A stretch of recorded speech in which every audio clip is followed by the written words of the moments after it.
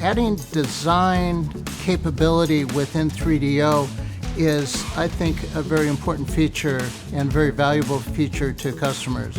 Customers don't always know all the advantages of additive manufacturing, and they specifically don't know all of the advantages that 3DEO can provide with our technology. Being able to actually work with the customer on designs and helping them design the part, maybe we combine one or two parts into one, maybe we change some things that were just there because of past processing that requirements were there.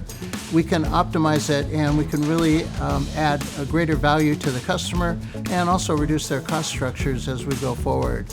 And so by having that type of collaborative approach would give us a different synergy going forward where we could just work together to maximize the value to the customer and also minimize the cost structure that goes with it.